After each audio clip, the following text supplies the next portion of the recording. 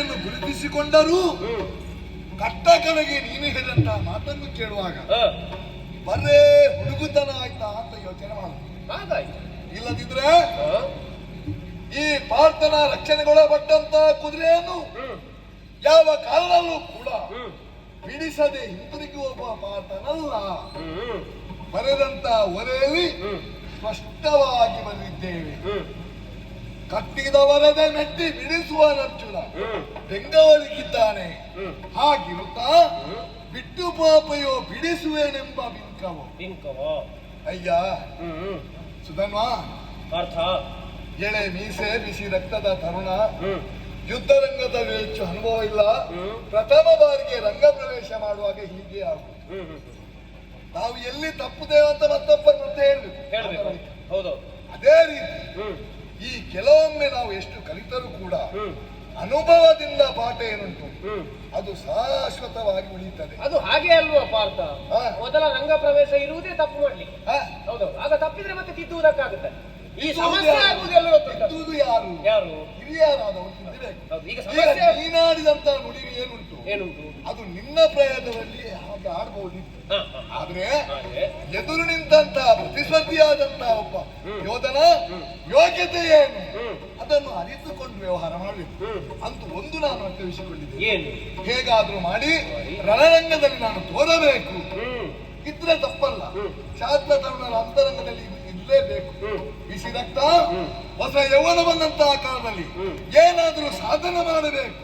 ಹಾಗೆಂದು ಸಾಧನೆ ಮಾಡುವುದಂದ್ರೆ ಎತ್ತರಗಿರಿಗೆ ಹೋಗಿ ಹಾರುವುದಲ್ಲ, ಒಂದೊಂದನ್ನು ಏರ್ಬೇಕು ಮೆಟ್ಟಲು. ಸಾಧನೆ ಎಂಬುದೊಂದು ಮೆಟ್ಟಲಿನೋಪಾದಿಯಲ್ಲಿ ಇರ್ತದೆ. ಹಾಗೆ ಮೊದಲ ಹೆಜ್ಜೆಯನ್ನು ಇಡಲಾರದೆ ಮತ್ತೊಂದು ಹೆಜ್ಜೆಗೆ ಹವನಿಸಬಾರದು. ಅದಕ್ಕೆ ನಿನಗೆ ಒಳ್ಳೆ ಅವಕಾಶ ಉಂಟು. ನನ್ನ ಬಗ್ಗೆ ವಿಶೇಷವಾದಂತಹ ಗೌರವವನ್ನು ಹೊಂದಿದಂತ ನಿನಗೆ ನನ್ನ ಪಡೆಯೊಡನೆ ಬಂದರೆ ಇನ್ನು ಮುಂಬರುವ ಯುದ್ಧಕ್ಕೆ ಮೊದಲು ನಿನಗೆ ಅವಕಾಶ. ಆದ್ರೆ ನೀನು ಮಾಡ್ಬೇಕಾದಂತ ಕೆಲಸ ಉಂಟು. ಹೇಗಾದ್ರೂ ನಮ್ಮ ಕುದುರೆಯನ್ನು ಕಟ್ಟಿದ್ಯಲ್ಲ, ಹೌದು, ಕುದುರೆಯನ್ನು ಕಟ್ಟು. ನಿನ್ನ ಚಂಪಕವತಿ ಸಣ್ಣ ನಿಮ್ಮ ಸ್ಥಿತಿ ನಮಗೆ ಗೊತ್ತುಂಟು. ನೀವು ಇಷ್ಟೇ ಕೊಡಬೇಕಂತ ಏನಿಲ್ಲ, ಮತ್ತೆ ಶರಣ ಭಾವದಿಂದ ಸ್ವಲ್ಪ ಕೊಟ್ಟರೆ ಸಾಕು. ಆದ್ದರಿಂದ ಭಯವನ್ನು ಬಿಡು, ಧನವನ್ನು ಕೊಡು. ನಿನ್ನ ಒಡಗೊಂಬೆ ನಾನು ಮಾತಾಡುವುದಕ್ಕೆ ಆರಂಭಿಸಿದ ಕಾಲದಲ್ಲಿ ಹುಡುಗನ ಬೆಡಗಿನ ನುಡಿ ಇಂದಾಡಿತು. ಈಗ ಬಡಗಿನಿಂದ ಬಂದು ನೀನು ನನಗೆ ಬೆಡಗಿನ ನುಡಿ ಅಂತ ಹೇಳುದ? ಮತ್ತೆ ಉತ್ತರದಿಂದ ಬಂದು ಯಾವಾಗ ನಿನ್ನ ವ್ಯವಸ್ಥೆ? ನಾವು ಉತ್ತರದಿಂದ ಬಂದವರಿಗೆ ಎಲ್ಲಿಯೂ ಉತ್ತರ ಕೊಡುವುದಕ್ಕೆ ಸಮರ್ಥರೇ ನಾವು. ಹೌದಾ? ಇದು ಹೇಗಾಯ್ತು ಬಲ್ಲೆಯ? ಹೇಗಾಯ್ತು?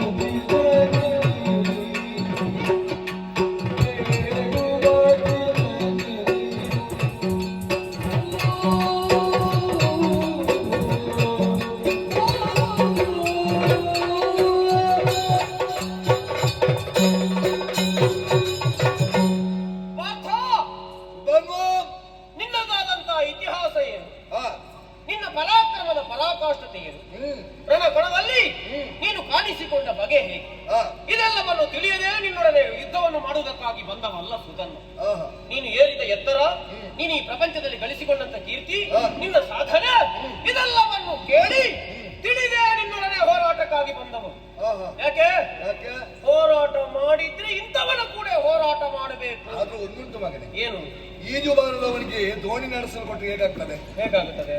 ಮುಳುಗಿ ಹೋಗ್ಬೇಕು. ಮುಳುಗಿ ಹೋಗುತ್ತದೆ. ಅವನು ಮುಳುಗುತ್ತಾನೆ, ಹೌದು. ಅವನ ದೋಣಿಯಲ್ಲಿ ಕುಳಿತವನು ಮುಳುಗುತ್ತಾನೆ. ಹೌದು. ಹಾ. ನಾವು ಹಾಗೆಲ್ಲ, ಹಾ. ನಮ್ಮದಿದು ಪ್ರಥಮ ದೋಣಿ ಅಲ್ಲ. ಹಾ. ನಾವು ಈಗಾಗಲೇ ಗುರುಕುಲದಲ್ಲಿ ಇದ್ದುಕೊಂಡು ಹಾ. ಶಸ್ತ್ರ ಅಸ್ತ್ರಗಳನ್ನೆಲ್ಲ ಕಲಿತು ಆಗಿದೆ. ಅಲ್ಲ, ಗುರುಕುಲದಲ್ಲಿ ಎಷ್ಟಾದ್ರೂ ಅದು ಅಭ್ಯಾಸಕ್ಕೆ ಮಾತ್ರ ಇದ್ದದ್ದು. ಹೌದು. ಅದನ್ನು ಹೊಸ ಕ್ಷೇತ್ರದಲ್ಲಿ ಕಾರ್ಯಗತಗೊಳಿಸುವಾಗ ಅದಕ್ಕೆ ಹಿನ್ನೆಲೆ ಬೇಕು, ಅನುಭವ ಬೇಕು ಅಂತ ಹೇಳುದು. ಹೌದು. ಹಾ. ಒಳ್ಳೆಯದೇ ಆಯ್ತು. ಹಾ. ಒಬ್ಬ ಅನುಭವವನ್ನು ಹೊಂದಿದಂತಹ ಪಾರ್ಥರೊಡನೆ ಹೋರಾಟ ಮಾಡಿದ್ರೆ ಹಾ. ನನಗೆ ಪರಮ ಪ್ರಯೋಜನವನ್ನು ಹೊಂದುವುದಕ್ಕಾಗಿ ಹೋರಾಟ ಮಾಡುದಲ್ಲ, ಮತ್ತೆ ನನ್ನ ಜೊತೆ ಬಂದು ಬಂದು ಯುದ್ಧ ಏನು, ಹಾ. ಯುದ್ಧ ಹೇಗೆ, ಬಾಣ ಬಿಡುವಂತಹ ಕ್ರಮ ಹೇಗೆ, ಪ್ರತಿಶಕ್ತಿಯನ್ನು ವಿರೋಧಿಸುವುದು ಹೇಗೆ, ಅದನ್ನು ಮೊದಲು ಕಲಿತುಕೊಳ್ಬೇಕು. ಮತ್ತೆ ಸಲ್ಲದ ಅಧಿಕ ಪ್ರಸಂಗ ಕಲಿತುಕೊಳ್ಳುವುದಲ್ಲ. ಹಾಗಾದ್ರೆ ನೀವು ಓಲೆಯಲ್ಲಿ ಅದನ್ನೊಂದನ್ನು ಸೇರಿಸಬೇಕಿದೆ. ಏನು? ಓಲೆಯನ್ನು ಕಟ್ಟುವವರು ಕಾದಾಡುವುದು ಮಾತ್ರ ಅಲ್ಲ, ಹಾ. ಸಣ್ಣವರು ಹೌದು ಅಂತಾದ್ರೆ ಹಾ. ಪೌರುಷವಂತನಾದಂತಹ ಪಾರ್ಥನೊಡನೆ ಬಂದು ಬರ್ತಿದೆಯಲ್ಲ, ಹೇಗೆ ಚೆನ್ನಾಗಿ ನಮ್ಮ ಪಡೆಯೊಡನೆ ನಡೆದು ಮುಂಬರುವ ಕೊಳುಗುಣದಲ್ಲಿ ಭಾಗವಹಿಸಬೇಕೆಂದು ಬರೆದಿದೆ.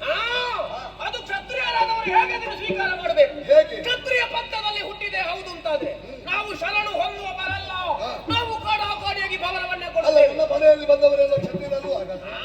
ಹೌದೌದು. ಹಾ. ಅವರೆಲ್ಲ ಹೌದಾದ್ರೂ ಕೂಡ ಹಾ.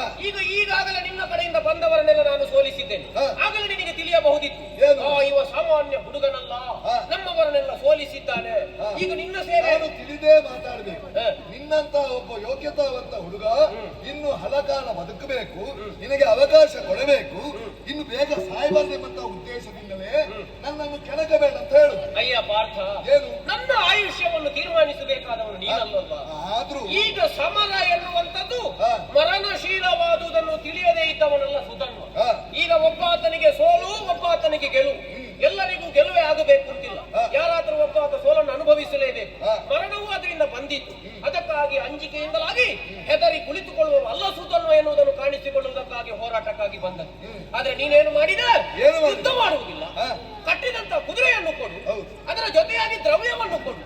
ಅಯ್ಯೋ ನಿನ್ನ ಅವಸ್ಥೆ. ಅಲ್ಲ, ನಿನ್ನ ಬದುಕಿನ ಸಾಧನೆ ಅದು. ಎಂತದ್ದು? ಹೌದು. ಬಿಡು. ಇದು ಬದುಕುವುದಕ್ಕಾಗಿ. ಈಗ ನನ್ನ ಎದುರು ನಿಂತದ್ದೇ ನಿನ್ನ ಸಾಹಸ. ಹೌದೌದು. ಇದಕ್ಕಿಂತ ಹೆಚ್ಚು ಹೋಗ್ಬಾರ್ದು ನೀನು. ಹೋಗ್ಬಾರ್ದು. ನಿನಗೆ ಇಷ್ಟೇ ಅಂತ ಒಂದು ಮಿತಿ. ನೀತಿ ಉಂಟು. ಹಾ. ಅಯ್ಯ ಪಾರ್ಥ, ಹಾ. ಚಂಪಕಾವತಿಯಿಂದ ಹೊರಡುವಾಗಲೇ ನಾವು ನಿರ್ಣಯ ಮಾಡಿ ಬಂದಿದ್ದೇವೆ. ಏನು? ನಮ್ಮ ಮಿತಿ ಏನು ಅಂತ ನಮ್ಮ ಅಪ್ಪಯ್ಯ ಮೊದಲೇ ತಿಳಿಸಿದ್ದಾರೆ. ಹಾ. ಹಾಗಾಗಿ ಅಪ್ಪಯ್ಯ ಹೇಳಿದ್ದಾರೆ, ಹಾ. ಪಿತನ ಆಜ್ಞೆಯನ್ನು ಪಾಲಿಸಬೇಕಾದಂತ ಹೊಣೆಗಾರಿಕೆ ನನಗುಂಟು. ಓಹೋ. ಅದಕ್ಕಾಗಿ ಕಟ್ಟಿದೆ ಕುದುರೆಯನ್ನು ನಿಮ್ಮೊಡನೆ ಹೋರಾಟ ಮಾಡುವುದಕ್ಕಾಗಿ ಬಂದಿದ್ದೇನೆ. ಹಾ. ಅಯ್ಯೋ, ಏನು? ಬೇಡುವಂತ ಸ್ಥಿತಿಯೊಂದು ನಿನ್ನ ಪಾಲಿಗೆ ಬಂದು ಒದಗಿತಲ್ಲ. ಅಂದ್ರೆ ಯುದ್ಧ ಮಾಡಲಿಲ್ಲ, ಹಾ. ಕುದುರೆ ಬೇಕು ಅಂತ ಕೇಳುತ್ತಿ.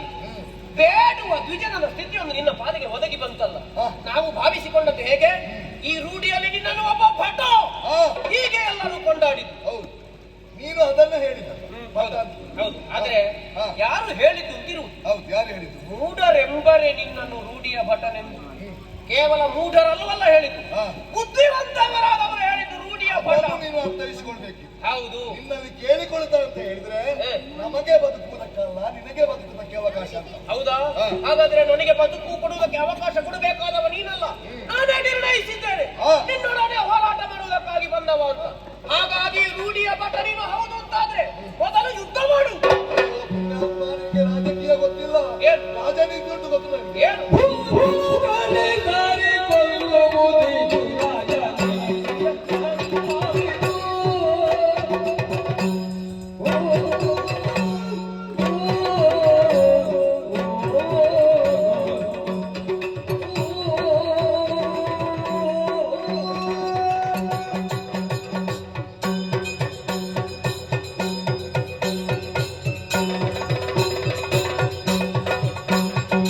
Oh,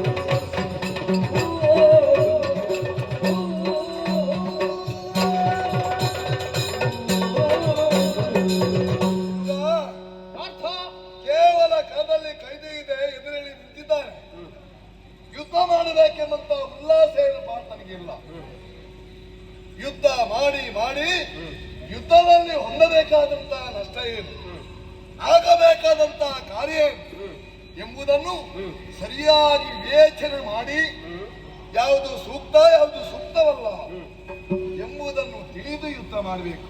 ಸರಿ, ರಾಜನೀತಿಯ ಧರ್ಮವನ್ನು ಹೇಗೆ? ಒಂದು ಸಾಹಸವನ್ನ ಅಲ್ಲ ಸಮರವನ್ನು ಒಬ್ಬ ಸಮಾನದಲ್ಲಿ ಮಾಡಬೇಕು. ನೀನು ನೋಡಿದ್ರೆ ನನ್ನ ಮಟ್ಟದಲ್ಲಿ ಎಳೆಯ ಹುಡುಗ, ನನ್ನ ಮಗನ ಸ್ಥಾನದಲ್ಲಿ ನೀನು ಇದ್ದಿ. ನಿನ್ನನ್ನು ಕಂಡಾಗ ನಿನ್ನ ಪೌರುಷ ಬಂತದ ಮಾತನ್ನು ಕೇಳುವಾಗ ನಾನು ಕಳಗೊಂಡಂತ ನನ್ನ ಮಗು ಅಭಿಮನ್ಯು ನೆನಪಾಗುತ್ತಾ. ಅವನು ಕೂಡ ಅಷ್ಟೇ ಬೆಳಗಿನ ಮಾತು ನನ್ನ ಅಣ್ಣನಿಗೆ ಧೈರ್ಯದ ಮಾತನ್ನು ಹೇಳಿ ಅವನಲ್ಲಿ ಭರವಸೆ ಮೂಡಿಸಿ ಕುರುಕ್ಷೇತ್ರನ ಕಣಕ್ಕೆ ಹೋದ. ಆದ್ರೆ ಮಾಡುವುದೇನು, ಚಡುರತನಲ್ಲಿ ಯುದ್ಧ ಮಾಡುವಂತಹ ಸಂದರ್ಭದಲ್ಲಿ ಅಸುರೇಗಿದ. ಅವನೇನೋ ಸ್ವರ್ಗಸ್ಥನಾದ ದೇವರ ಪಾದವನ್ನು ಸೇರಿದ. ಆದ್ರೆ ಅವನನ್ನು ಪಡೆದಂತಹ ನಮ್ಮ ಸ್ಥಿತಿ ಏನಾಗಿದೆ ಸ್ವಲ್ಪ ಯೋಚನೆ ಮಾಡು. ಏನು? ಆದ್ದರಿಂದ ಹೇಳುತ್ತಾ ಇದ್ದೇನೆ, ನಿನ್ನಲ್ಲಿ ನಾನು ಯುದ್ಧ ಮಾಡಿದರೆ ಗೆದ್ದರೆ ಗೆಲುವಲ್ಲ, ಸೋತರೆ ಸೋಲಲ್ಲ. ಈ ಪಾರ್ಥನ ಒಂದು ಶರ ನಿನ್ನಂತಹ ಹುಡುಗನ ಮೇಲೆ ಬಿದ್ದರೆ ಹೇಗಾಗ್ತದೆ ಗೊತ್ತುಂಟ? ಹೇಗಾಗುತ್ತದೆ? ಬಾಳೆಯ ಗಿಡಕ್ಕೆ ಪ್ರಳಯ ಕಾಲದ ಸಿಡಿಲು ಬಡಿದ ಹಾಗೆ. ಎಲ್ಲೆಲ್ಲ ನಾನು ಪಾದ ಇಟ್ಟಿದ್ದೇನೋ ಅಲ್ಲಿ ಹೊಸ ಇತಿಹಾಸವನ್ನು ಸೃಷ್ಟಿಸುವ ಪಾತ್ರ. ಆದ್ದರಿಂದ ಸಾರಿಕೊಂಡರೆ ಪಾಪವಿಲ್ಲವೆಂಬುದನ್ನು ಶ್ರೀರಾಮನೇ ಎಂದೋ ಹೇಳಿದ್ದಾನೆ. ತನ್ನ ಮಡದಿಯಾದಂತಹ ಸೀತಾದೇವಿಯನ್ನು ಅಪಹರಿಸಿಕೊಂಡೋದಂತಹ ರಾವಣನನ್ನು ನೇರವಾಗಿ ಕೊಲ್ಲಬಹುದಿತ್ತು. ಆದರೂ ಸಾರಿಪೇರಿದರೆ ಸಾರಿಕೊಂಡರೆ ಪಾಪವಿಲ್ಲ ಎಂಬಂತಹ ಆ ಒಂದು ಉಪಮೆಯನ್ನು ಲೋಕಮುಖಕ್ಕೆ ಪ್ರಕಟಪಡಿಸಿದ್ದಾನೆ. ಯಾಕೆ? ಯಾವನು ಧರ್ಮಿ ಆದರೂ ಕೂಡ ಅವನಿಗೆ ಬದುಕುವುದಕ್ಕೆ ಒಂದು ಅವಕಾಶ ಕೊಡಬೇಕು. ಆ ನೆಲೆಯಲ್ಲಿ ನಿಮಗೆ ಹೇಳ್ತಾ ಇದ್ದೇನೆ ಹುಡುಗ, ಇನ್ನು ಬೆಳೆಬೇಕಾದವ ಪಾರ್ಥನಲ್ಲಿ ಹೋರಾಟಕ್ಕೆ ನೀನು ಸಮದಂಡಿ ಅಲ್ಲ. ಮತ್ತೆ ನಿಮಗೆ ಗೊತ್ತಿರಬಹುದು ಪಾರ್ಥನ ಯುದ್ಧದ ವೈಖರಿ ಏನು. ಕಡುಗಿದನೆ ಕೋದಂಡ ವೃದ್ಧನ ತುಡುಕಿ ಬದುಕುವರಾರು. ಕುರುಕ್ಷೇತ್ರ ಯುದ್ಧದಲ್ಲಿ ಗುರು ಸೇನಾ ಜಾಲ ಇವೆಲ್ಲವೂ ಚೆಲ್ಲಿ ಪಾರ್ಥನ ಕೋಲು ಕಾಲನ ದಣಿಸಿದವು. ಅವನ ಪ್ರತಿಜ್ಞೆಗೆ ಯಮಪುರವು ಕಂಪಿಸಿತು. ನೀನು ಕೇಳಿ ಬಂದೆಯ? ಅಂತ ಪಾರ್ಥನ ಎದುರಲ್ಲಿ ನೀನು ಮಾತಾಡುವ ರೀತಿಯ ನಿನ್ನಿಂದಾಗಲಿಕ್ಕಿಲ್ಲ. ಹೋಗು ನಿನ್ನ ಅಪ್ಪನ ಪಾರ್ಥ. ಏನು? ನಾನು ಕೇಳಿದ ಪ್ರಶ್ನೆ ಅದನ್ನೇ ನಿನ್ನಲ್ಲಿ ಮೊದಲ. ಏನು? ನಿನಗೆ ನಿನ್ನ ಬದುಕಿನ ಅನಿವಾರ್ಯತೆ ಒದಗಿ ಬಂದದ್ದು. ಈಗ ನಿನಗೆ ಕುದುರೆಯನ್ನು ಬಿಡಿಸಲೇಬೇಕು. ಅದಕ್ಕೆ ನಂಗೆ ಆದಷ್ಟು ಶೀಘ್ರವಾಗಿ ಬಿಡಿಸಬೇಕು. ಕುದುರೆಯನ್ನು ಬಿಡಿಸಿಕೊಂಡು ಹೋಗದೇ ಇದ್ರೆ ನೀವು ಕೈಗೊಂಡಂತ ಯಜ್ಞ ಪೂರ್ಣ ಆಗುವುದಿಲ್ಲ. ಕುದುರೆಯನ್ನು ನಿಮಗೂ ಕಷ್ಟ ಉಂಟು. ಹೌದು, ಕಷ್ಟ ಉಂಟು, ಕಷ್ಟ ಉಂಟು. ಮತ್ತೆ ನಮಗೆ ಸುಮ್ಮನೆ ನಿನ್ನ ಕುದುರೆ ಯಾವ ಪ್ರಯೋಜನಕ್ಕಾಗಲಿಕ್ಕಿಲ್ಲ. ನಾವು ಕುದುರೆಯನ್ನು ಕಟ್ಟಿದ ಉದ್ದೇಶ ಈಗಲೂ ನಿನ್ನಲ್ಲಿ ಸ್ಪಷ್ಟಪಡಿಸುತ್ತೇನೆ. ನಮಗೆ ಒಬ್ಬನನ್ನು ಕಣ್ಣಾರೆ ಕಾಣಬೇಕು. ಭಗವಂತನ ದರ್ಶನವ ಆಕಾಂಕ್ಷಿಗಳು ನಾವು. ಹೌದು, ಅದಕ್ಕಾಗಿ ಕುದುರೆಯನ್ನು ಕಟ್ಟಿದ್ದು. ಈಗ ಅವನು ಬಾರದೇ ಇದ್ರೆ ನೀನು ಬಿಡಿಸಿಕೊಂಡು ಹೋಗಬೇಕು. ನಾವಾಗಿ ಯಾವ ಕಾಲಕ್ಕೂ ನಿನಗೆ ಬಿಟ್ಟು ಕೊಡುವವರಲ್ಲ. ಬಿಡಿಸಿಕೊಳ್ಳಬೇಕಾದಂತ ಹೊಣೆಗಾರಿಕೆ ನಿನ್ನಲ್ಲಿ ಉಂಟು ಅಂತಾದ್ರೆ ನೀನು ಏನು ಮಾಡಬೇಕು? ಹುಡುಗ ಅಂತ ನೋಡ್ಲಿಕ್ಕಿಲ್ಲ, ನನ್ನಲ್ಲಿ ಹೋರಾಟ ಮಾಡ್ಲೇಬೇಕು. ಈಗ ನಿಮಗೆ ಬೇರೆ ಒಂದು ದೃಶ್ಯವನ್ನು ಕಾಣಬೇಕೆಂಬ ಆಸೆ ಅಲ್ವಾ? ಹೌದು. ಯಾರನ್ನು? ಶ್ರೀಕೃಷ್ಣ ಪರಮಾತ್ಮ. ನರನನ್ನು ಕಂಡರೆ ಅದು ಕೃಷ್ಣನನ್ನು ಕಂಡ ಹಾಗೆ. ನರ ಇದು ಕೃಷ್ಣ ಹೇಳಿದ್ದಾನೆ ನನ್ನ. ಹೇಗೆ? ನಾನು ಮರಗಳಲ್ಲಿ ಅಶ್ವತ್ಥ ಮರ, ಮುನಿಗಳಲ್ಲಿ ಕಪಿಲ ಮುನಿ, ದೇನುಗಳಲ್ಲಿ ಇದು ಪ್ರಾಣಿಗಳಲ್ಲಿ ದೇನು, ಹಾಗೆ ಮನುಷ್ಯರಲ್ಲಿ ನಾನು. ಹೌದಾ? ಈಗ ಧರ್ಮರಾಯ ನಿನ್ನ ಪಾಲಿಗೆ ಬಂದು ಬೀಳುತ್ತ? ನನ್ನ ಕಾಲಿಗೆ ಬೀಳುದು. ಈಗ ನೀನು ನರ ಕೃಷ್ಣವನ್ನೇ ಕೃಷ್ಣನನ್ನು ಕಾಣಬೇಕ. ಹೌದು, ಕೃಷ್ಣನ ನಾವು ನೋಡ್ತಾನಲ್ಲ. ಹೌದು. ಪ್ರತ್ಯಕ್ಷ ಕಾಣುವುದಕ್ಕೆ ಸಾಧ್ಯವಾದರೆ ನರನ ಕಾಲಿಗೆ ಬಿದ್ದರೆ ಅದು ನಾರಾಯಣನ ಕಾಲಿಗೆ ಬಿದ್ದ ಹಾಗಾಗುವುದಿಲ್ಲ. ನರ ಬೇರೆ ನಾರಾಯಣ ಬೇರೆ ಅಂತ ತಿಳಿದವರು ಇಷ್ಟರವರೆಗೆ ನಿನಗೆ ರಕ್ಷಣೆಯನ್ನು ಕೊಟ್ಟಂತ ನಾರಾಯಣ ಬೇಕಾದುದು ನನಗೆ. ನರನಲ್ಲಿರುವಂತಹ ನಾರಾಯಣ ಬೇಡ ನನಗೆ. ನಿನಗೀಗ ಅಪ್ಪ ಬರಬೇಕಲ್ವಾ? ಸುಧನ್ವನೊಡನೆ ಹೋರಾಟ ಮಾಡ್ಲಿಕ್ಕೆ ಮನಸ್ಸಿಲ್ಲ ನಿನಗೆ. ಬರುವುದಿಲ್ಲ, ಅವಕಾಶ ಉಂಟು ಅಂತ ಹೇಳ್ತೀವಿ. ನಿನ್ನ ಅವಕಾಶದ ನಿರೀಕ್ಷೆಯಲ್ಲಿ ಇರುವವನೇ ಸುಧನ್ವಲ್ಲ. ನಾನು ಚಂಪಕಾವತಿಯ ಮಣ್ಣಿನ ಮಗನಾಗಿಯೇ ಬದುಕಬೇಕು, ಮಣ್ಣಿನ ಮಗನಾಗಿಯೇ ಹುಟ್ಟಿದ್ದೇನೆ. ಈ ನಿರ್ಣಯದಿಂದಲೇ ನಾನು ಬಂದದ್ದು. ಈಗ ನೀನು ಕೊಟ್ಟಂತ ಅವಕಾಶವನ್ನು ವಿನಿಯೋಗಿಸಿಕೊಂಡು ಚಂಪಕಾವತಿಯ ಮಗನಾಗಿಯೇ ನಾನು ಬದುಕಬೇಕಾಗಿದೆ. ಆದ್ರೆ ಒಂದು ಏನು? ಇವತ್ತು ಹಂಸಧ್ವಜ ನಿನ್ನನ್ನು ಕಳಗೊಂಡೆ, ನಾಳೆ ಆದ್ರೂ ನಮ್ಮ ಒಟ್ಟಿಗೆ ಜೊತೆ ಬಂದರೆ ಅಯ್ಯೋ ಅವನನ್ನು ಕಂಡಾಗ ನನಗೊಂದು ಅಪರಾಧ ಪ್ರತಿ ಬರ್ತದೆ ಅಲ್ವಾ? ಅದು ಮತ್ತೆ ಅಲ್ವಾ? ಈಗ ಏನು ಈ ಪುರದಲ್ಲಿ ಬಂದಿದೆ. ಈ ಮಹೇಶ್ಮತಿಯಲ್ಲಿ ಕೂಡ 20 ಜನ ಮಗ ಕಟ್ಟಿದ್ದಾನೆ. ಹೌದು. ನಾನು ಬೇಡ ಬೇಡ ಎಂದು ಯುದ್ಧ ಮಾಡಿದ, ಅದನ್ನು ಅರ್ಪಿಸಿದ. ಈಗ ಅವನ ಮುಖ ಕಾಣುವಾಗ ನನಗೆ ನೈತಿಕವಾದಂತ ಮುಖ ಎತ್ತುವಕ್ಕೆ ಬರುವುದಿಲ್ಲ, ಗೊತ್ತಿಲ್ಲ. ಹೌದಾ? ಅವನ ಮಗನನ್ನು ಕೊಂದಿದ್ದೇನಂತ. ಅದು ನೀಲಧ್ವಜನ ಪ್ರಸಂಗ, ಇದು ಪ್ರಸಂಗ ಬೇರೆ ಪುಣ್ಯ. ಅದು ಗೊತ್ತುಂಟು ನನಗೆ ಅಲ್ವಾ? ಈಗ ನೀನು ಹೇಳುದೇನು? ನಿನ್ನ ಅಪ್ಪನನ್ನು ಬರ್ಲಿಕ್ಕೆ ಅಂತ ಹೇಳು, ಯುದ್ಧ ಮುಂದುವರಿಸ್ತೇನೆ, ಯುದ್ಧಕ್ಕೆ ಬದಲು ಇದು ರನ್ನದುಪ್ಪರಿಗೆಯನ್ನು ಏರಲರಿಯದವನು ಮೇರು ಪರ್ವತವನ್ನು ಏರುತ್ತೇನೆ ಅಂತ ಹೊರಟ ಹಾಗಾಯ್ತು. ಏನು ಸುಧರ್ಮನೊಡನೆ ಹೋರಾಟ ಮಾಡಿ ಮೇರು ಪರ್ವತ, ಹೌದೌದು, ಮೇರುಗಿರಿಯನ್ನೇ ಧನುಸನ್ನಾಗಿಸಿ ವಿಪ್ಲಾಸುರನ್ನು ಕೊಂದಂತ ಪರಮೇಶ್ವರನಲ್ಲಿ ಹೋರಾಡಿದವನ. ಹೌದಾ? ಸ್ವರ್ಗಕ್ಕೆ ಏನಿದ್ದವನ ಮುಂದೆ ನೀನು ನನ್ನದಪ್ಪರಿಗೆ ತೋರಿಸುವ. ಅಪ್ಪಯ್ಯ ಹೇಳಿದನ್ನು ಚಾಚೂ ತಪ್ಪದೆ ಪಾಲಿಸುವುದಕ್ಕಾಗಿ ನಾವು ಹೋರಾಟ ಕಣಕ್ಕಾಗಿ ಬಂದದ್ದು. ಮೊದಲು ಸುಧರ್ಮನನ್ನು ಎದುರಿಸು, ಆ ಬಳಿಕ ನನ್ನ ಅಪ್ಪಯ್ಯನನ್ನು ನೋಡಿಕೊ.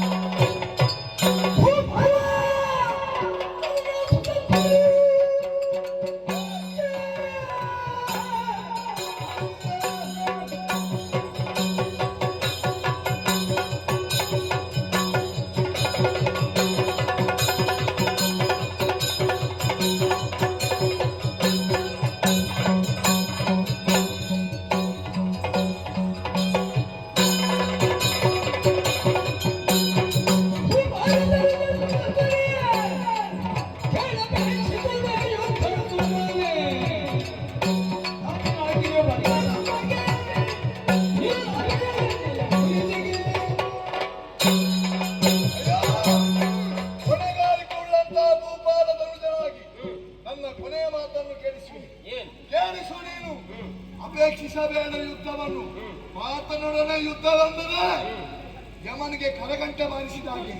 ಆದ್ದರಿಂದ ಅಪೇಕ್ಷಿಸಬೇಡ. ಪಾಪಿನಾಕಿಯ ನಿನ್ನ ಕಡೆಯಿಂದ ಬಂದರೂ ಕೂಡ ಮಾತನ್ನು ನಿಲ್ಲಿಸಲಿಕ್ಕೆ ಕಷ್ಟವಾಗುತ್ತದೆ.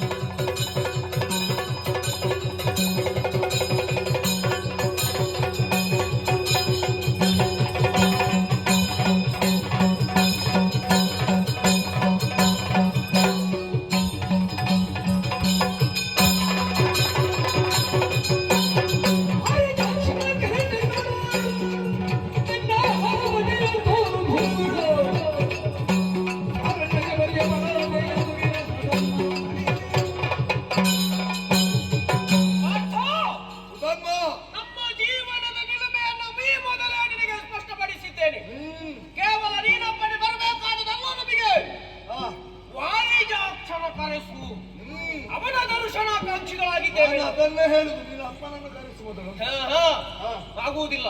ಅಪ್ಪಯ್ಯನ್ನು ಹಿಂದೆ ಇದ್ದಾರೆ, ಅವರಿಂದ ಮುಂದೆ ನಾನು ಹೊರಟು ಬಂದಿದ್ದೇನೆ. ನಮಗೆ ಕಾಣಬೇಕಾದದ್ದು ಶ್ರೀಕೃಷ್ಣ ಪರಮಾತ್ಮನ ದರ್ಶನ. ಅವರನ್ನು ಕರೆಸಿಕೊ. ಅವರನ್ನು ಕರೆಸುವಂತ ಹೊಣೆಗಾರಿಕೆ ನಿನಗುಂಟು. ಅವನು ಮುಂದೆ ಬರಲಿ, ಇಲ್ಲದಿದ್ದರೆ ನನ್ನಲ್ಲಿ ಹೋರಾಟ.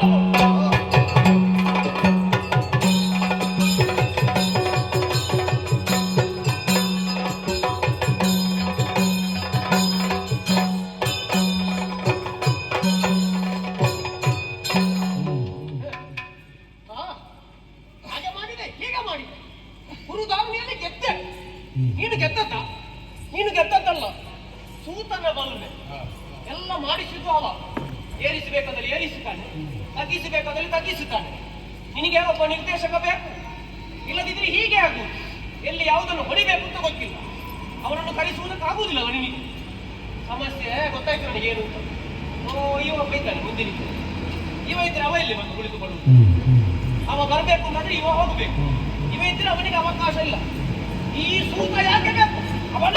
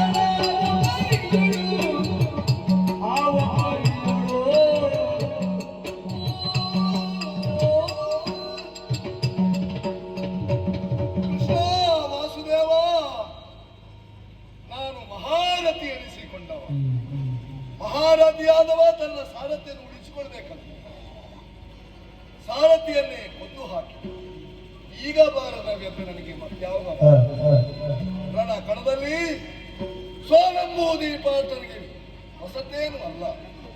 ಆದ್ರೆ ಈ ಹುಡುಗ ಕುಣಿದು ಕುಂಬಿಕ್ಕಿ ನನ್ನ ಸರ್ವ ಅವಯವಗಳನ್ನು ಸಾರ್ಥಕಪಡಿಸ್ತಾ ಇದ್ದಾನೆ.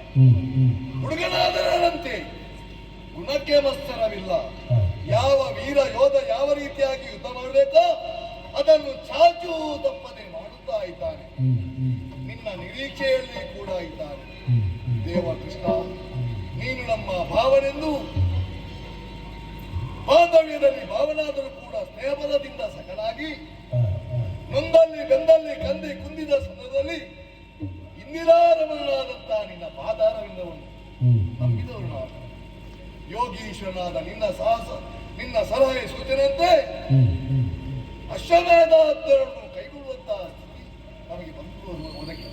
ದೇವ, ನಿನ್ನಿಂದಲೇ ಪೂರ್ಣಾಹುತಿಗೊಳ್ಳಬಲ್ಲಂತಹ ಈ ಯಜ್ಞ ಈಗ ನಿನ್ನ ಕಾರಣದಿಂದಲೇ ಖುಷಿಯಾದಂತಹ ಒಂದು ಸ್ಥಿತಿ ಒದಗಿ ಬಂದಿದೆ. ನೀನಿಲ್ಲದೆ ಮುಂದೇನು ಮಾಡಬೇಕೆಂಬಂತ ವಿಷಯ ನನಗೆ ಗೊತ್ತಾಗುತ್ತಾ ಇಲ್ಲ. ಕೃಷ್ಣ ಗೋವಿಂದ ಮುರಾರಿ ಮುರಾರಿ. ಬಂದ ತಕ್ಷಣದೋಳಲ್ಲಿಗೆ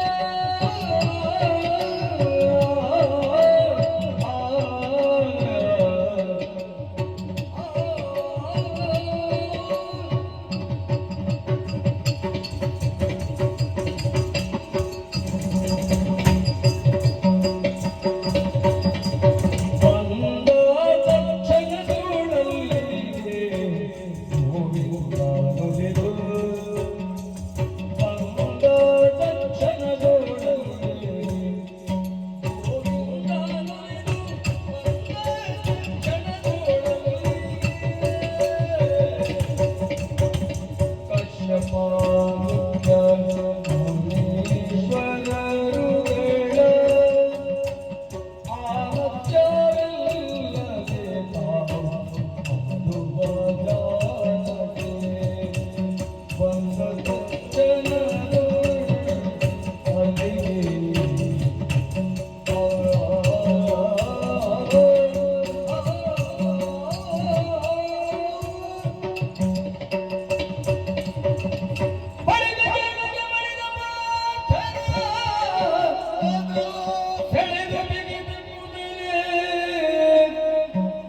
ರಥದೊಳಗೆ ಕುಳಿತ ಶ್ವಗಳವಾಗೆಯ ಕೊಂಡನ ಹರಿಯು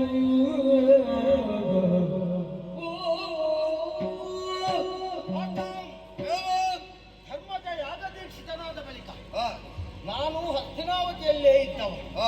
ಗೋವಿಂದ ಅನ್ನುವಂತಹ ನಾಮೋಚ್ಚರಣೆ ಕೇಳಿದ ಬಳಿಕ ಜ್ಞಾನ ದೃಷ್ಟಿಯಿಂದ ಇಲ್ಲಿಯ ವಿಚಾರವೆಲ್ಲವನ್ನು ಅರಿತುಕೊಂಡವನಿದ್ದೇನೆ.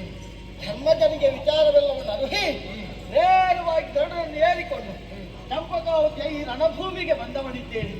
ನೋಡಿದೀಯಾ, ಗರುಡ ಇಳಿದ ರಭಸಕ್ಕೆ ಇಲ್ಲಿ ಬಿದ್ದಂತಹ ಯೋಧರೆಲ್ಲ ನಮ್ಮ ಉತ್ಸಾಹದಿಂದ ಎದ್ದು ಕುಳಿತಿದ್ದಾರೆ.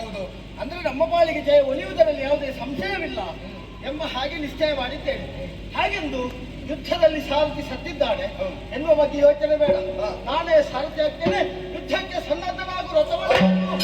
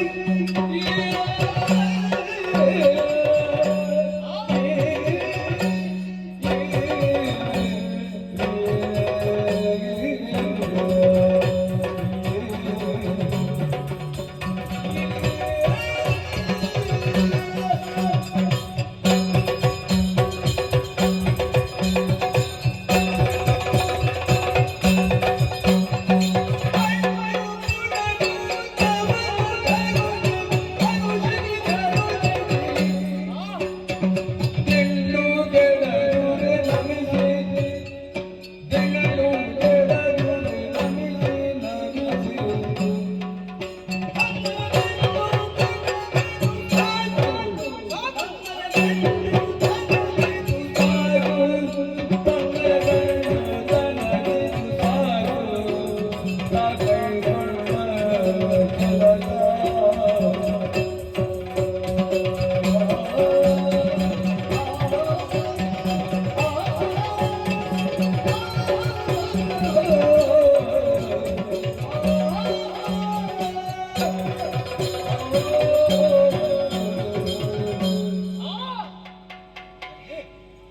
ಏನು ಆಶ್ಚರ್ಯವಿದು! ನಿರೀಕ್ಷೆ ಪ್ರತೀಕ್ಷೆಗಳಿಂದಲೂ ಮೀರಿದಂತಹ ಒಂದು ಸನ್ನಿವೇಶ ನಮ್ಮದಾದಂತಹ ಚಂಪಕಾವತಿಯಲ್ಲಿ ಕಾಣುವಂತ ಅವಕಾಶವನ್ನು ಒದಗಿ ಬಂತಲ್ಲ. ಇಷ್ಟರವರೆಗೆ ಚಂಪಕಾವತಿಯಲ್ಲಿ ಸಾಮಾನ್ಯರು ಕೂಡ ಕಾತರದಿಂದ ಕಾಯುತ್ತಾ ಇದ್ದಂತಹ ಸನ್ನಿವೇಶವಿದೆ. ಶ್ರೀಕಾಂತನ ದರ್ಶನ ನಮ್ಮ ಮಣ್ಣಿನಲ್ಲಿ ಯಾವಾಗ ಆಗುತ್ತದೆ ಎನ್ನುವ ಶುಭ ಪ್ರತೀಕ್ಷೆಯಲ್ಲಿ ನಮ್ಮ ಈ ಕುದುರೆಯನ್ನು ಕಟ್ಟುವಂತ ಕಾಲದಲ್ಲಿ ಆಡಿದಂತಹ ಮಾತು ಈಗಲೂ ನನ್ನ ಕಿವಿಯಲ್ಲಿ ಅನುರಣಿಸುತ್ತಾ ಇದೆ. ಕಾಣಿಯಾದಂತಹ ಭವನವನ್ನು ಕೊಡು ಮಗನೇ, ಶ್ರೀಕಾಂತನ ಮೈ ಸಿರಿಯನ್ನು ಒಲಿಸಿಕೋ. ಅಪ್ಪಯ್ಯನವರು ಆಡಿದ ಹಾಗೆ ಕುದುರೆ ಬೆಂಗಾವರಿಗೆ ಬಂದಂತಹ ಪಾರ್ಥನೊಡನೆ ಕಾಡಿಯಾಗಿ ಭವನವನ್ನು ಕೊಟ್ಟು ಶ್ರೀಕೃಷ್ಣ ಸ್ವಾಮಿಯನ್ನು ಕಾಣುವಂತಹ ಸುಯೋಗ ಸುಧನ್ವನ ಪಾಲಿಗೆ ಒದಗಿ ಬಂತ. ಇದಕ್ಕಿಂತ ಪುಳಕೋತ್ಸವ ಬೇರೆ ಯಾವುದು ಬೇಕು? ಕಂಡು ಪುಳಕಿತನಾದೇ ಧನ್ಯನ. ಶ್ರೀಕೃಷ್ಣ ಸ್ವಾಮಿಯ ದಿವ್ಯ ಮಂಗಳ ಮೂರ್ತಿಯನ್ನು ಕಣ್ಣಾರೆ ಕಾಣುವುದಕ್ಕಾಗಿ ಅದೆಷ್ಟೋ ಮುನಿ ಮನೀಷಿಗಳು ಸಾವಿರಾರು ವರ್ಷಗಳ ಕಾಲ ತಪಸ್ಸನ್ನು ಮಾಡುತ್ತಾರಂತೆ. ಅಂತವರಿಗೂ ಕೆಲವೊಮ್ಮೆ ಶ್ರೀ ಸ್ವಾಮಿಯ ದರ್ಶನ ಸಿಗುವುದಕ್ಕೆ ಸಾಧ್ಯವಿಲ್ಲ. ಆಹಾ, ಎಂತ ಅವಕಾಶವೊಂದನ್ನು ಇಂದಿನ ದಿನ ಶ್ರೀಕೃಷ್ಣ ಸ್ವಾಮಿ ಚಂಪಕಾವಕ್ಕೆ ಮಣ್ಣಲ್ಲಿ ಕಾಣಿಸಿಕೊಟ್ಟ. ನಾನೇ ಧನ್ಯ. ಎನ್ನಯ ಗಂಡುಸು ತನಗಿದು ಸಾಕು ಸಾಕು, ನನ್ನ ಜನ್ಮ ಸಾರ್ಥಕವಾಯಿತು. ತಂದೆಯಾದಂತ ಹಂಸಧ್ವಜ ಭೂಪತಿ ಹೇಳಿದ ಹಾಗೆ ಪಿತನಾಜ್ಞೆಯನ್ನು ಪಾಲಿಸುವಲ್ಲಿ ನಾ ಮುಂದುವರಿದೇ. ಭಗವಂತನಾದಂತ ಶ್ರೀಕೃಷ್ಣ ಅದಕ್ಕೆ ಅವಕಾಶವೊಂದನ್ನು ಒದಗಿಸಿಕೊಟ್ಟ. ನನ್ನ ಅವ್ವೆಯಾದಂತಹ ಸುಗರ್ಭಾ ದೇವಿಯಲ್ಲಿ ಪಾರ್ಥನೊಡನೆ ಹೋರಾಟಕ್ಕಾಗಿ ಹೋಗುತ್ತೇನೆ ಅಂತ ಆಡಿದಾಗ ಅವಳಾಡಿದಂತಹ ಮಾತು, ಶ್ರೀಕಾಂತನನ್ನು ಕಾಣುವಂತ ಯೋಗ ಬರಲಿ ಮಗನೇ. ಅಮ್ಮನ ಮಾತನ್ನೂ ಉಳಿಸಿಕೊಳ್ಳುವಲ್ಲಿ ಪ್ರಯತ್ನಿಸಿ ನೇರವಾಗಿ ತಂಗಿಯರ ಬಳಿಗೆ ಹೋದಂತಹ ಕಾಲದಲ್ಲಿ ಅವಳಾಡಿದಂತಹ ಮಾತು, ಹೋಗು ರಣರಂಗವನ್ನು ಸೇರು, ಇಲ್ಲಿಗೆ ಬೆನ್ನು ಹಾಕಬೇಡ. ಅದರ ಉದ್ದೇಶ ಬಂದಂತಹ ಪಾರ್ಥನೊಡನೆ ಹೋರಾಟ ಮಾಡಿ ಪಾರ್ಥ ಸಾರಥಿಯನ್ನು ಕಾಣಿಸುವಂತಹ ಅವಕಾಶ ನಿನ್ನ ಪಾಲಿಗೆ ಒದಗಿದೆ ಸುಧನ್ವ. ಮೂವರ ಆಡಿದಂತಹ ಮಾತಿನಂತೆ ಸುಧನ್ವ ಎಂದು ಹೋರಾಟ ಮಾಡಿ ಶ್ರೀಕೃಷ್ಣ ಸ್ವಾಮಿಯನ್ನು ಕಾಣುವಂತ ಅವಕಾಶವನ್ನು ಕಂಡುಕೊಂಡೆ ನಾನು. ಹಬ್ಬ, ಏನೆಂದು ಹೊಗಳಲಿ, ಏನೆಂದು ಬಣ್ಣಿಸಲಿ? ಇವನನ್ನು ಹೊಗಳಿ ಹೊಗಳಿ 1000 ನಾಲಗೆ ಉಳ್ಳಂತ ಆದಿಶೇಷನಂತೆ ಸೋತು ಹೋದನಂತೆ. ಯಾಕೆ? ಇವನನ್ನು ಹೊತ್ತು ದಣಿದದ್ದಲ್ಲ ಅವ, ಇವನನ್ನು ವರ್ಣಿಸಿ ಅವ ದಣಿದ. 1000 ನಾಲಗೆ ಉಳ್ಳಂತ ಅವರಿಗೇ ಕಷ್ಟವಾಗಿದಂತೆ ಶ್ರೀಕೃಷ್ಣ ಸ್ವಾಮಿಯನ್ನು ಹೊಗಳುವುದಕ್ಕೆ. ಮತ್ತೆ ನಾವು ಯಾಕೆ ಹೊಗಳುವುದಕ್ಕಾಗಿ ಪ್ರಯತ್ನಿಸಬೇಕು? ಕೂಡದು. ಆದರೆ ಬರುವಾಗ ಯಾರೋ ಒಬ್ರು ಹಿಂದಿನಿಂದ ಆಡುತ್ತಾ ಇದ್ರು, ಪಾಪ ಇಷ್ಟರವರೆಗೆ ಪಾರ್ಥನ ಸಾರಥ್ಯವನ್ನು ವಹಿಸಿದಂತ ಸೂತನೊಬ್ಬನನ್ನು ಅನ್ಯಾಯವಾಗಿ ಸುಧನ್ವ ಕೊಂದ ಅಂತ. ನನಗೀಗ ಅನ್ನಿಸುವುದು ನಾನು ಕೊಂದದ್ದಲ್ಲ, ಶ್ರೀಕೃಷ್ಣ ಸ್ವಾಮಿಯ ಅನುಗ್ರಹದಿಂದಲೇ ನಾನು ಅವರನ್ನು ಕೊಲ್ಲಬೇಕಾಗಿ ಬಂತು. ಯಾಕೆ? ಶ್ರೀಕೃಷ್ಣ ಸ್ವಾಮಿ ಕುಳಿತುಕೊಳ್ಳಬೇಕಾದಂತ ಜಾಗದಲ್ಲಿ ಅವ ಕುಳಿತುಕೊಂಡಿದ್ದಾನೆ. ಶ್ರೀಕೃಷ್ಣ ಸ್ವಾಮಿ ಬಂದ್ರೆ ಕುಳಿತುಕೊಳ್ಳುವುದಿಲ್ಲ. ಹಾಗಾಗಿ ಅವ ಹೋಗದೇ ಇದ್ರೆ ಶ್ರೀಕೃಷ್ಣ ಸ್ವಾಮಿಗೆ ಬರುವುದಕ್ಕಾಗುವುದಿಲ್ಲ. ಹಾಗಾಗಿ ಅವನನ್ನು ಹೇಗಾದರೂ ಇಲ್ಲಿಂದ ಆಚೆ ಕಳುಹಿಸಬೇಕು ಅಂತ ಶ್ರೀಕೃಷ್ಣ ಸ್ವಾಮಿಯೇ ಸಂಕಲ್ಪಿಸಿದ್ದರಂತೆ ಕಾಣಬೇಕು. ಶ್ರೀಕೃಷ್ಣ ಸ್ವಾಮಿ ಬಂದ ಮೇಲೆ ಮತ್ತೆ ಅವ ಎಲ್ಲಿ ಕುಳಿತುಕೊಳ್ಳುವುದು? ಹಾಗಾಗಿ ಈ ಲೋಕದಿಂದಲೇ ಅವನನ್ನು ಬೇರೆ ಕಳುಹಿಸಿದ. ಯಾಕೆ? ಅದಕ್ಕಿಂತ ದೊಡ್ಡ ಪ್ರಶಸ್ತಿನ ಅವನಿಗೆ ಬೇರೆ ಬೇಡ. ಶ್ರೀಕೃಷ್ಣ ಸ್ವಾಮಿ ಕುಳಿತುಕೊಳ್ಳುವಂತ ಜಾಗದಲ್ಲಿ ಕುಳಿತ ಶ್ರೀಕೃಷ್ಣ ಸ್ವಾಮಿ ಕರುಣಿಸಬೇಕಾದಂತ ಮೋಕ್ಷ ಸಾಮ್ರಾಜ್ಯವನ್ನು ಅವನಿಗೆ ಕರುಣಿಸಿಕೊಟ್ಟ. ಅದರಲ್ಲಿಯೂ ಧನ್ಯನಾದ. ಅಪ್ಪಯ್ಯ ಹೊರಡುವಾಗ ಹೇಳಿದ್ದು ಮಾತು ಅದೇ. ಅವನೊಡನೆ ಕಾಡಿಯಾಗಿ ಪವರವನ್ನು ಮಾಡಿ ಶ್ರೀಕಾಂತನನ್ನು ಕಾಣಿಸುವ ಯೋಗ ಮಾಡು. ಮುಂದೇನು ಮಾಡಬೇಕು ಅಂತ ಅಪ್ಪಯ್ಯನ್ನು ಹೇಳಲಿಲ್ಲ. ಅದರ ಅರ್ಥ ಮುಂದೇನು ಮಾಡಬೇಕೆನ್ನುವುದನ್ನು ನಿರ್ಣಯಿಸುವಲ್ಲಿ ಸುಧನ್ವ ನೀನೇ. ಹಾಗಾದ್ರೆ ಅರ್ಥ ಆಯ್ತು. ನಮಗೆ ಬೇಕಾದನ್ನು ಕೇಳಬೇಕು ಅಂತಾದ್ರೆ ಬಂದ ದೇವರಲ್ಲೇ ಯಾಚಿಸಬೇಕು, ಅವನಲ್ಲಿಯೇ.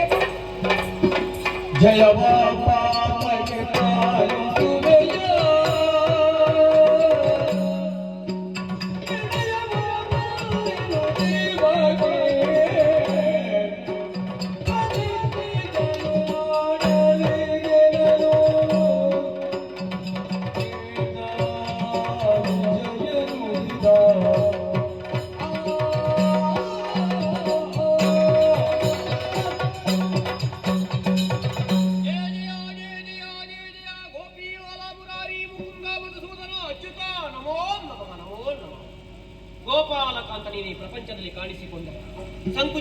ಸಂಕುಚಿತವಾದಂತಹ ಮನೋಭಾವವನ್ನು ಹೊಂದಿದವರೆಲ್ಲರೂ ಕೇವಲ ಗೋವುಗಳನ್ನು ಪಾಲಿಸುವಂತ ಮಾತ್ರ ನಿನ್ನನ್ನು ಕಂಡುಕೊಂಡರು. ಆದರೆ ಗೋ ಎನ್ನುವುದಕ್ಕೆ ಜ್ಞಾನ ಅಂತ ಮತ್ತೊಂದು ಹೆಸರು. ಯಥಾರ್ಥದಲ್ಲಿ ನೀನು ಜ್ಞಾನವರ್ಧಕನಾಗಿ ಪ್ರಪಂಚದಲ್ಲಿ ಕಾಣಿಸಿಕೊಂಡಂತಹ ಶ್ರೀ ಗೋವಿಂದ. ಸ್ವಾಮಿ, ನಿನ್ನ ದರ್ಶನಕ್ಕಾಗಿ ಚಂಪಕ ಮಂದಿರದ ಪ್ರತಿಯೊಬ್ಬ ಪ್ರಜೆಯು ಕಾತರದಿಂದ ಕಾಯ್ತಾ ಇದ್ದ ಅಂತ ಅವಕಾಶವನ್ನು ಮಾಡಿಕೊಟ್ಟಿಲ್ಲ. ಧನ್ಯನಾದೆ ಸ್ವಾಮಿ, ಧನ್ಯನಾದೆ. ಬರುವಾಗ ನೀನು ಬದಿಗೈಯಲ್ಲಿ ಬಂದದ್ದು ಅಂತ ಕಾಣುತ್ತಾನೆ. ಬಂದ ಮೇಲೆ ಇಲ್ಲಿಂದ ಹಿಡಿದುಕೊಂಡಿದ್ದ. ಎಂತ ಹೃದಯ ಶ್ರೀಮಂತಿಕೆಯನ್ನು ಹೊಂದಿದವನಿ. ಕೆಲವರು ಎಷ್ಟೇ ಶ್ರೀಮಂತರು ಇರ್ತಾರೆ ಈ ಪ್ರಪಂಚದಲ್ಲಿ, ಆದ್ರೆ ಅವರಿಗೆ ಹೃದಯ ಶ್ರೀಮಂತಿಕೆ ಇರುವುದಿಲ್ಲ. ಬೇಕಾದಷ್ಟು ಇದ್ರೂ ಕೂಡ ಕೊಡುವುದಕ್ಕೆ ಮನಸ್ಸು ಒಪ್ಪುವುದಿಲ್ಲ. ಯಾಕೆ? ಹೃದಯದಲ್ಲಿ ಶ್ರೀಮಂತಿಕೆ ಇರುವುದಿಲ್ಲ. ತನ್ನ ಮನೆಯಲ್ಲಿ ಏನೂ ಇಲ್ಲದೆ ಇರುವವನಲ್ಲಿ ಹೃದಯ ಶ್ರೀಮಂತಿಕೆ ಇದ್ರೆ ಬೇರೆಯವನಿಂದ ಅದು ತೆಗೆಸಿ ಕೊಡುವುದಕ್ಕಾಗುತ್ತದೆ. ನೀನು ಬರುವಾಗ ತರಲಿಲ್ಲ ಆದ್ರೂ ಇಲ್ಲಿ ಬಂದ ಮೇಲೆ ಕೊಡುವುದಕ್ಕೆ ಸಾಮರ್ಥ್ಯವನ್ನು ಹೊಂದಿದವ ಸಮರ್ಥ ನೀನು. ದೇವಾ, ಈ ಹಿಂದಿನ ಯುದ್ಧದಲ್ಲೆಲ್ಲ ಯುದ್ಧ ಮಾಡುವಾಗ ಜಯವನ್ನು ಸಂಪಾದಿಸುವುದಕ್ಕೆ ಈ ಭಾರತ ಯುದ್ಧ ಮಾಡುವ ಮೊದಲು ಪ್ರತಿಜ್ಞಾಬದ್ಧನಾಗಿ ಯುದ್ಧಕ್ಕಾಗಿ ತನ್ನನ್ನು ತಾನು ತೊಡಗಿಸಿಕೊಳ್ಳುವ. ಈಗಲೂ ಹೇಳುತ್ತೇನೆ, ಸುಧನ್ವನ ಮುಂದೆ ಮಾಡಲಿ ಪ್ರತಿಜ್ಞೆ, ನನ್ನೊಳಗೆ ಹೋರಾಟಕ್ಕೆ ಸಿದ್ಧರಾಗು.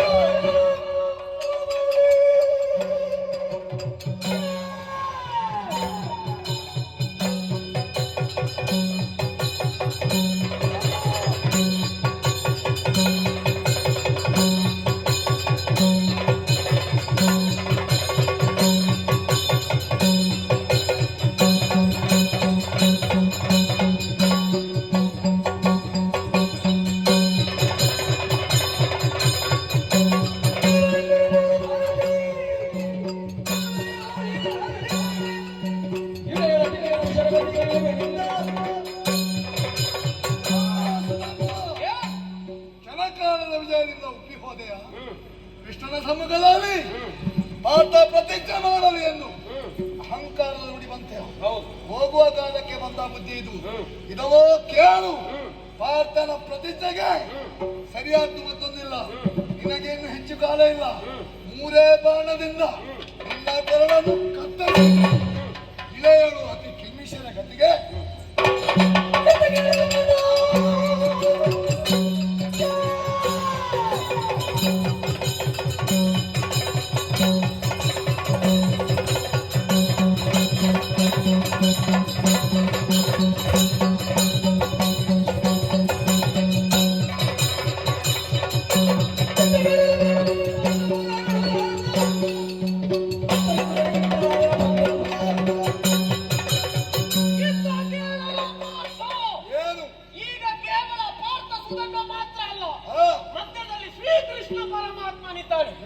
ನೀನು ಪ್ರಯೋಗಿಸುವ 3 ಬಾಣಗಳನ್ನು ಮಧ್ಯ ಮಾರ್ಗದಲ್ಲಿ ಕತ್ತರಿಸಿದರೆ ಶ್ರೀಕೃಷ್ಣನ ಭಕ್ತ ನಾನಲ್ಲ.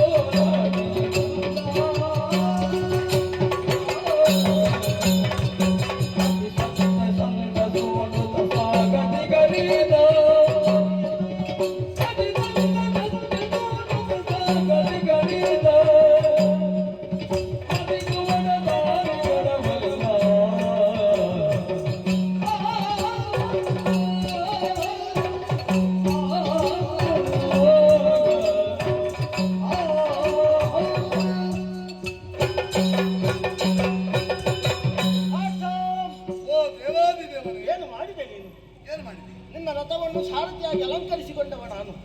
ಆ ಸಮಯದಲ್ಲಿ ನನ್ನನ್ನು ಕಂಡಂತಹ ಸುಧನ್ವ ನೇರವಾಗಿ ನಿನ್ನಲ್ಲಿ ಪಂಥಾಹ್ವಾನವನ್ನು ಗೈದ. ಈ ವಿಚಾರವನ್ನು ಅರಿತು ನೀನು ಪಂಥವನ್ನು ಗೈದೆ. ಅವನಾಗೆ ಕೆಣಕಿದ್ದು ಹೌದು, ಆದ್ರೆ ಒಂದು ವಿಚಾರ ನನ್ನಲ್ಲಿ ಕೇಳಬಹುದಿತ್ತಲ್ಲ. ಆದರೂ ನನ್ನಲ್ಲಿ ಕೇಳದೆ ನೀನು 3 ಬಾಣದಿ ಆತನನ್ನು ವಧಿಸ್ತೇನೆ ಅಂತ ಹೇಳಿದೆ.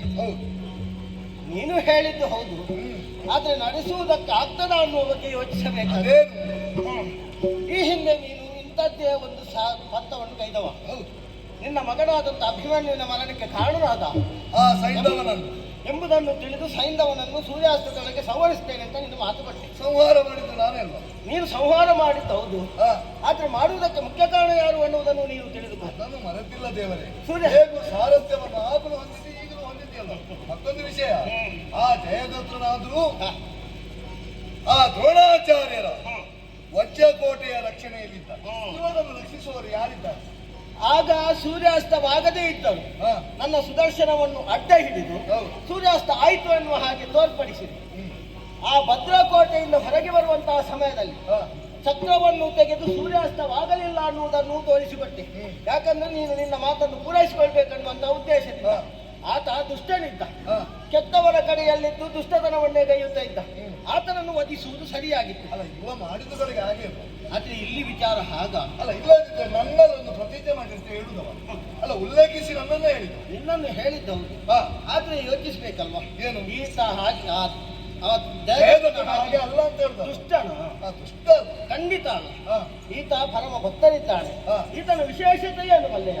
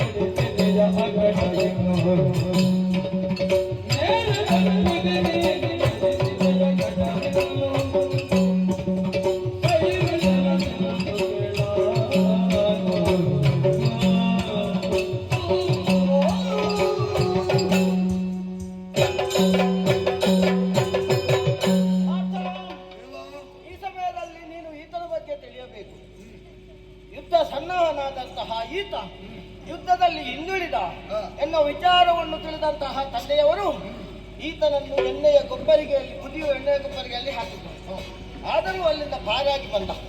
ಆತ ಹಾಕಿದಂತಹ ಹೂವಿನ ಮಾಲೆ ಎಲ್ಲಷ್ಟೂ ಬಾಡಲಿಲ್ಲ. ಯಾಕೆ?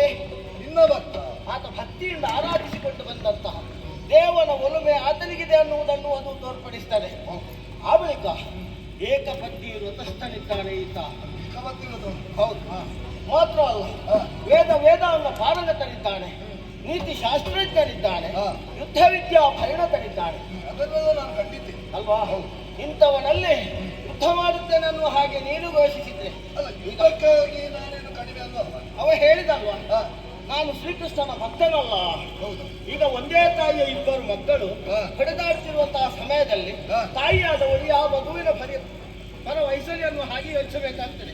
ಈಗ ಇಲ್ಲಿಯೂ ಹಾಗೆ ಒಂದು ರೀತಿಯಲ್ಲಿ ಹೇಳುವುದಾದ್ರೆ ನಿನಗಿಂತಲೂ ಹೆಚ್ಚಿನದಾದಂತಹ ಭಕ್ತ ಆತ. ನಿಮಗೆ ಮೊದಲೇ ಮಾತು ಕೊಟ್ಟಿದ್ದೆ ನಿಮ್ಮ ತಾಯಿಗೆ, ಮಮ ಪ್ರಾಣಾಹಿ ಪಾಂಡವ ಎನ್ನುವ ಹಾಗೆ. ಈಗ ನಿನ್ನನ್ನು ಬಿಡುವುದಕ್ಕಾಗುವುದಿಲ್ಲ, ಅವನನ್ನು ಬಿಡುವುದಕ್ಕಾಗುವುದಿಲ್ಲ. ಒಟ್ಟಾರೆ ಸಂದಿಗ್ಧಕ್ಕೆ ಸ್ಥಿತಿ.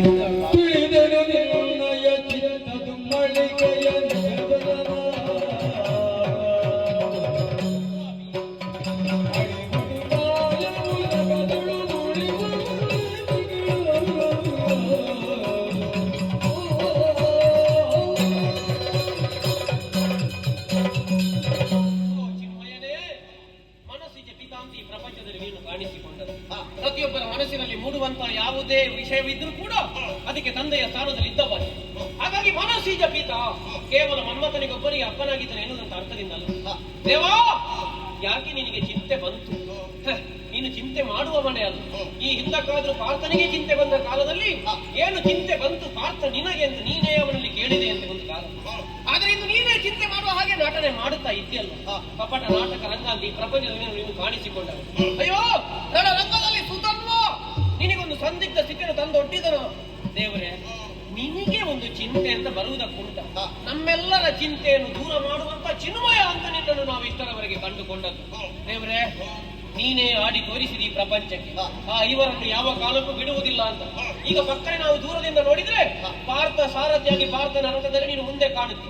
ಆದ್ರೆ ನಿಜವಾಗಿಯೂ ನೀನು ಪಾರ್ಥನ ಬೆಂಗಡೆಯಿಂದ ನಿಂತು ಸದಾ ಅವನನ್ನು ಕೊರೆಯುವಂತ ದೇವೋತ್ತಮನಾಗಿದ್ದು. ದೇವರೇ, ನಾನು ಸ್ಪಷ್ಟ ನಿನ್ನಲ್ಲಿ ಆತ್ಮನಿವೇದನೆ ಮಾಡಿ ಸರ್ವ ಸಮರ್ಪಣ ಭಾವದಿಂದ ನಿನ್ನಲ್ಲಿ ಕೇಳಿಕೊಳ್ಳುವುದಿಷ್ಟೇ. ಅವನಿಗೆ ಬೇಕಾದುದು ಕೇವಲ ಲೌಕಿಕವಾದಂತಹ ಜಯ.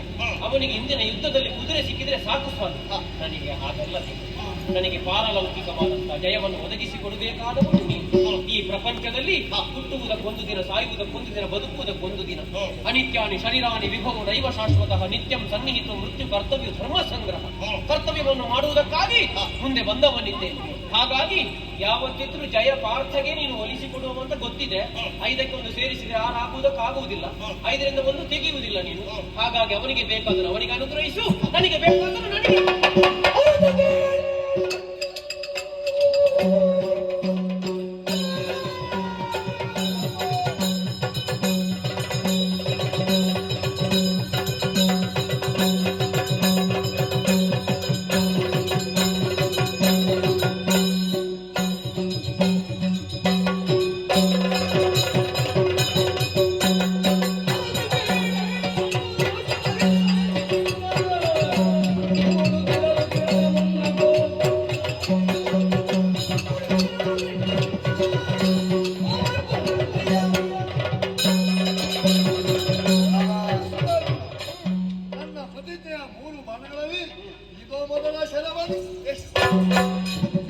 ನಿಲ್ಲಿಸು.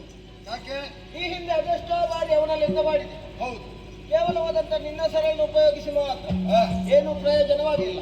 ಆಗ ನನಗೆ ಕೊಲ್ಲಬೇಕೆಂಬಂತ ತೀವ್ರತೆ ಇರಲಿಲ್ಲ, ಈಗ ಬಂದಿದೆ ಅಷ್ಟೇ. ಆದ್ರೆ ಇಷ್ಟೇ ಸಾಕಾಗುವುದಿಲ್ಲ. ಈ ಹಿಂದೆ ನಾನು ನಂದಗೋಕುಲದಲ್ಲಿರುವಂತಹ ಸಮಯದಲ್ಲಿ ಗೋವುಗಳನ್ನು ಗೋಪಾಲಕರನ್ನು ರಕ್ಷಿಸಬೇಕಾದಂತಹ ಸಮಯ ಒದಗಿ ಬಂತು.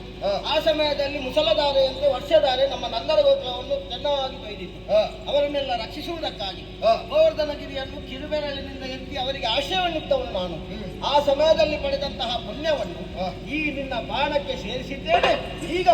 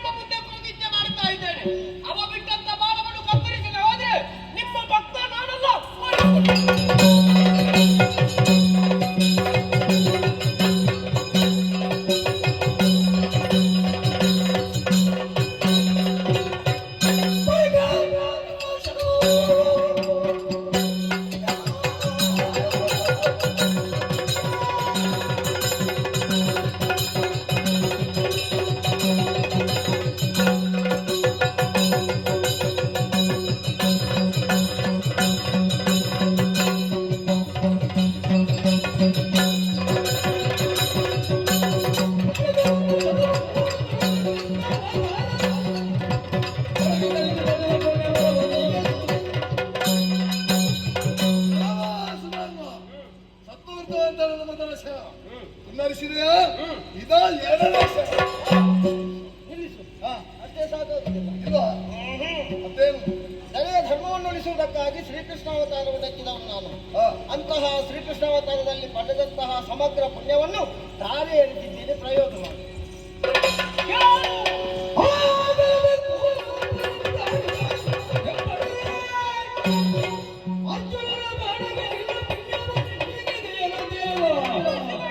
ನೋಡು ಮಗದ ವ್ಯಾಕರಣ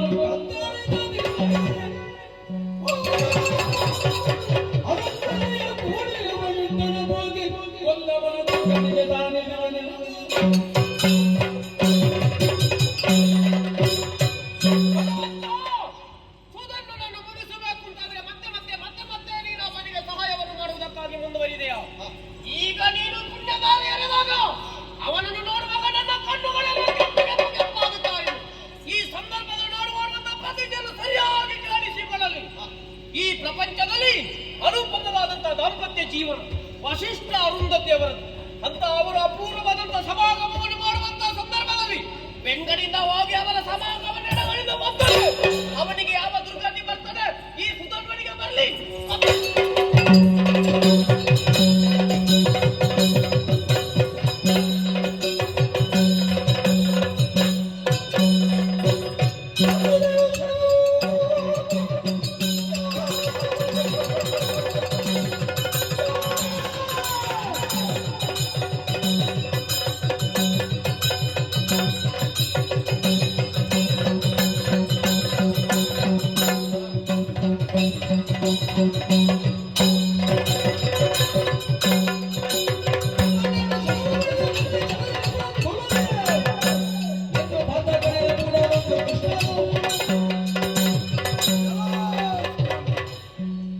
ನಿನ್ನ ಹರಣವನ್ನು ಹಿಂದಿಸುವುದಕ್ಕಾಗಿ ಇದು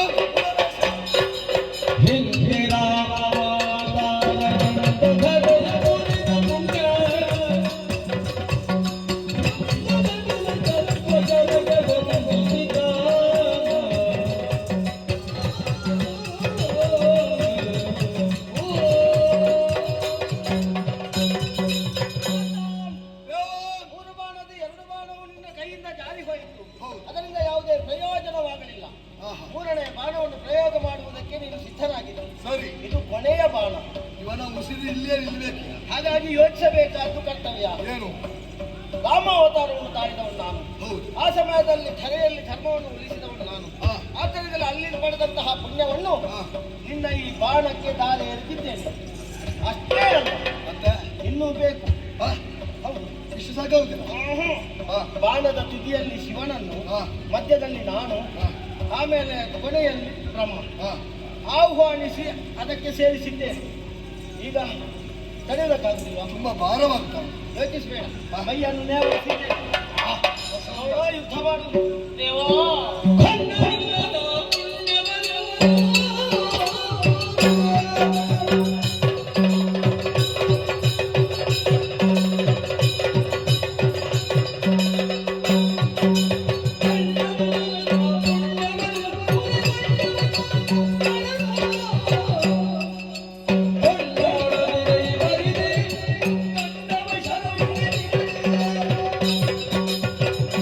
ದೇವಾ ಒಬ್ಬ ಸುಧನ್ವ ಪಾರ್ಥನೊಡನೆ ಹೋರಾಟಕ್ಕೆ ನಿಂತ ಕಾಲದಲ್ಲಿ ಗೋವರ್ಧನೋದ್ಧಾರಿಯಾಗಿ ಕಾಣಿಸಿಕೊಂಡಂತಹ ಪುಣ್ಯವನ್ನೆಲ್ಲ ನೀನು ಧಾರೆ ಎರೆಯಬೇಕಾಗಿ ಬಂತು. ಅದು ಸಾಕಾಗುತ್ತಿಲ್ಲ ಅಂತ ಗೊತ್ತಾದಾಗ ಕೃಷ್ಣಾವತಾರದಲ್ಲಿ ನೀನು ಯಾವೆಲ್ಲ ಪುಣ್ಯವನ್ನು ಸಂಚಯನ ಮಾಡಿದ್ಯೋ ಅದೆಲ್ಲವನ್ನು ಪಾರ್ಥ ಪ್ರಯೋಗಿಸುವ ಬಾಣಕ್ಕೆ ನೀನು ಹೊಂದೈಸಿಕೊಟ್ಟೆ. ಅದು ಸಾಕಾಗುತ್ತ ತಿಳಿದ ಕಾಲದಲ್ಲಿ ಈ ಅವತಾರದ್ದೇ ಬೇಡ, ಹಿಂದಿನ ಯುಗಕ್ಕೆ ಹೋದೆ ಅಲ್ವಾ? ತ್ರೇತಾಯುಗದಲ್ಲಿ ರಾಮಾವತಾರಿಗೆ ಗಳಿಸಿದಂತ ಪುಣ್ಯ ಸಂಚಯನವನ್ನೆಲ್ಲ ಪಾರ್ಥ ಪ್ರಯೋಗಿಸುವ ಬಾಣಕ್ಕೆ ತುಂಬಿಸಿದೆ. ನಿನಗೆ ಅದೂ ಸಾಕಾಗುದಿಲ್ಲ ಅಂತ ಗೊತ್ತಾಯ್ತು. ಮೂರು ಮೂರ್ತಿಗಳೂ ಬೇಕಾಗಿ ಬಂತಲ್ವ? ಅಪ್ಪ, ನಾನು ಒಬ್ಬ ದೇವನನ್ನು ಕಾಣಬೇಕು ಅಂತ ಬಯಸಿದ್ದಿ ಚಂಪಕಾವತಿಯ ಸಾಕಾಗುವುದಿಲ್ಲ ಅಂತ ಮನ ಮಾಡಿದಂತ ನೀನೇ ಚಂಪಕಾವತಿಯಲ್ಲಿರುವಂತ ಸುಧನ್ವನಿಗೆ ಬೇಕಾಗಿ ನಿನ್ನ ಪುಣ್ಯವಲ್ಲದೆ ಮೂರು ಮೂರ್ತಿಗಳ ಅನುಗ್ರಹವನ್ನು ಕಾಣಿಸಿಕೊಳ್ಳುವಂತ ಅವಕಾಶವನ್ನು ಒದಗಿಸಿಕೊಟ್ಟೆ ಅಲ್ಲ ದೇವಾ. ಈಗ ಒಂದು ಮನಸ್ಸಿನಲ್ಲಿ ಸಂಶಯ ಮೂಡಿದೆ. ಏನದು? ನೀನು ತುಂಬಿಸಿದಂತಹ ಪುಣ್ಯವನ್ನು ಹೊಂದಿದಂತಹ ಬಾಣವನ್ನು ಪಾರ್ಥ ಪ್ರಯೋಗಿಸಿದ. ಅವ ಪ್ರಯೋಗಿಸಿದಂತ ಬಾಣವನ್ನು ಮಾರ್ಗ ಮಧ್ಯದಲ್ಲಿಯೇ ನಾನು ಅದನ್ನು ಖಂಡಿಸಿದೆ. ಹಾಗಾದ್ರೆ ನೀನು ಕೊಟ್ಟಂತಹ ಪುಣ್ಯವನ್ನು ಖಂಡಿಸಿದವ ನಾನು ಅಥವಾ ನರನು? ಇದೊಂದು ಸಂಶಯ ಉಂಟು ಇದನ್ನು ದೇವ. ಸಮುದ್ರದಲ್ಲಿರುವಂತಹ ನೀರು ಆವಿಯಾಗಿ ಅಂಬರಪಥವನ್ನು ಸೇರಿ ಮೋಡವಾಗಿ ಮಳೆಯಾಗ್ತದೆ. ಮಳೆಯಾದ ಬಳಿಕ ಸರಿಯಾಗಿ ನದಿಯಾಗಿ ಹರಿದು ಮತ್ತೆ ಸಮುದ್ರವನ್ನು ಸೇರ್ತದೆ. ಈಗ ನೀನೇ ತಿಳಿದುಕೋ, ಏನು? ಪುಣ್ಯ ಎಲ್ಲಿ ಸೇರ್ತದೆ ಅನ್ನುವುದು ನಿನಗೆ ಅರ್ಥವಾಗ್ತದೆ. ಹಾಗಾದ್ರೆ ಅರ್ಥವಾಯಿತು. ಬರುವ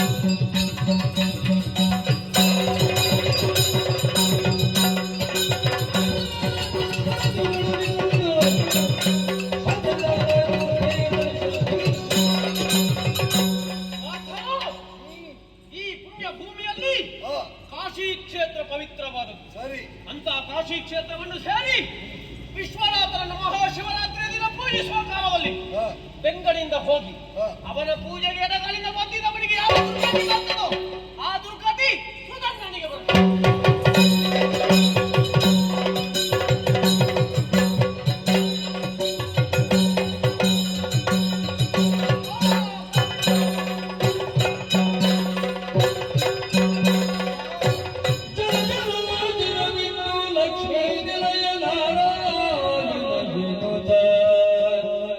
ನಭದೊಳಗೆ ಹರಿನಾಮ ಬಳಿಯ ಉಚ್ಚರಿಸುತ್ತ ತಲೆಯೋ ಉಳಿವರಾಗೆ ನೋವಿನ ಗಾಂಧಿಯುಳಿದು ಗಿಳೆಗಚ್ಚುತನ ಶ್ರೀಪದ ನಳಿನಗೆಡೆಯಲಿ ಬಿಂದುದೆಲೆ ಜನಮೇ ಜಯ ಕ್ಷಿತಿಪ